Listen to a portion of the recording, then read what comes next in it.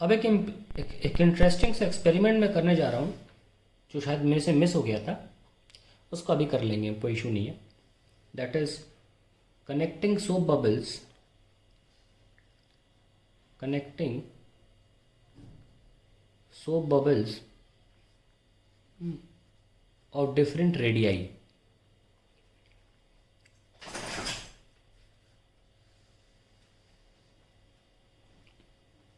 तो हम कर क्या रहे हैं, इसमें एक पाइप है और उसको एक स्टॉपर से रोका हुआ है। यहाँ पे दो बबल है, बना दिए हैं।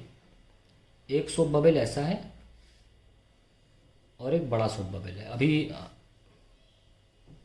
पहले क्या किया गया था वो बताना सही नहीं है, वो सस्पेंस चला जाएगा। जो भी हुआ पहले, वो होने के बाद यहाँ पे नॉब बंद कर दिया। ठीक है, नॉब बंद कर दिया। ऐसी सिचुएशन थी, ये स्मॉल साइज था और ये सोप बबल है, लिक्विड बबल भी बोल सकते हैं इसको आप। डबल वॉल्ट होते हैं ये, अंदर भी एयर बाहर भी एयर। ये लार्ज साइज था। सवाल ये उठता है, मान लीजिए इसको हमने घुमा दिया, खोल दिया, नॉब हमने खोल दिया, अब क्या होगा? यहाँ से यहाँ एयर जाएगी तो ये और छोटा हो जाएगा कि यहाँ से यहाँ एयर जाएगी। एयर कहाँ से कहाँ जाएगी, ये सवाल उठता है। थोड़ा सोचिए, सबके अंदर दिमाग में एक आंसर आ चुका होगा। द आंसर इज एयर यहाँ से यहाँ जाएगी। The air will travel in this direction. The air travels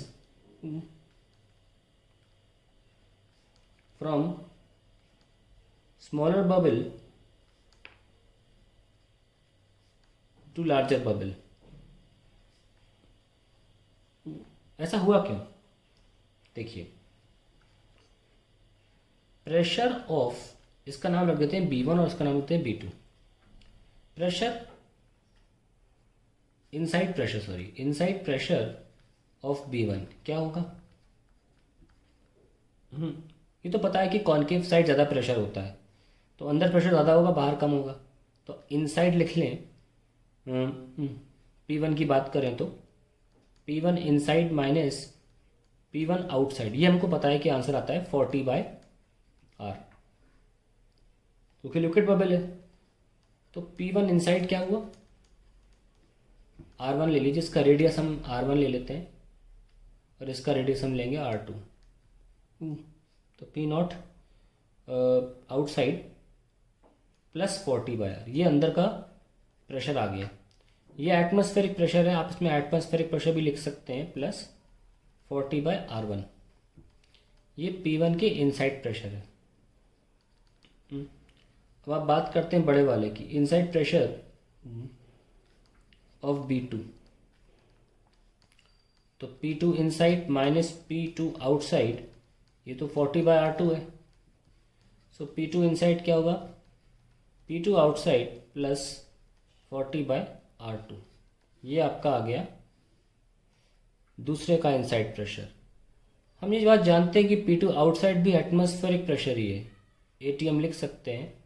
और एंड में हम पहुंचते हैं यहाँ पे, देख सकते हैं दोनों में PATM तो है, तो इसको आप हटा दीजिए दिमाग से।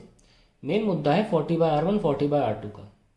We can see that inside pressure is inversely proportional to radius. तो जिसका भी रेडियस ज़्यादा होगा उसका प्रेशर होगा कम। रेडियस ज़्यादा इसका है, इसका प्रेशर कम है, प्रेशर ज़्यादा यहाँ पर है, इसीलिए एयर जो होती है वो हाई प्रेशर से लो प्रेशर जाती है। ये तो हमको पता है, इसीलिए छोटे बबल से बड़े बबल तक ये जा रहा है।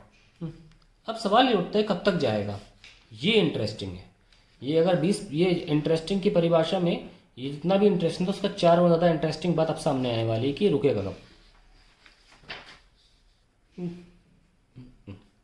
The transfer of air from B1 to B2 will stop when pressure in both bubbles is same। आप सोच रहे होंगे ये कैसे पॉसिबल है? क्योंकि प्रेशर तो पूरी तरीके से इनसाइड फॉर्म में देखा जाए तो वो पूरी तरीके से किस पे डिपेंड कर रहा है? बबल तो सेम मटेरियल का है, रेडियस पे डिपेंड कर रहा है। दोनों के रेडियस कैसे सेम हो सकते हैं? क्योंकि हमने ये नोटिस किया कि यहाँ जो बबल है ये तो छोटा हो रहा है साइज में, क्योंकि इसमें से एयर जा रही है इस तरफ, और ये बड़ा हो रहा है साइज में। तो ये कैसे पॉसिबल है कि इसका रेडियस सेम हो जाए? जब तक दोनों के रेडियस सेम नहीं होंगे तब तक प्रेशर सेम नहीं होगा। सुने होता क्या है? यहाँ लिखा pressure in both the bubble same, और इन अदर वर्ड्स कंटिन्यू करेंगे, व्हेन बोथ बबल्स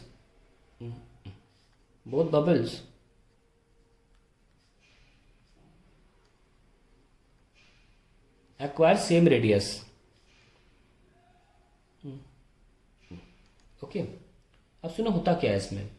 ये छोटा तो हो जाता है, पर एक पॉइंट के बाद ये बड़ा होने लगता है। बड़ा सुनिए कैसे होता है, ये ऐसे हो जाता है, ऐसे ये चिपटा सा हो जाता है, फ्लैट सा हो जाता है इस ओपनिंग पे। कि अगर इस फ्लैट कर्व का लेकर सहारा लेकर अगर आप एक स्फीयर बनाएं तो सचमुच में वो बड़ा स्फीयर होगा, इसके बराबर का होगा। ये प्रॉब्लम है। सो क्या होता है, how does this happen? The radius of bubble after decreasing up to a certain quantity, certain magnitude, it then begins to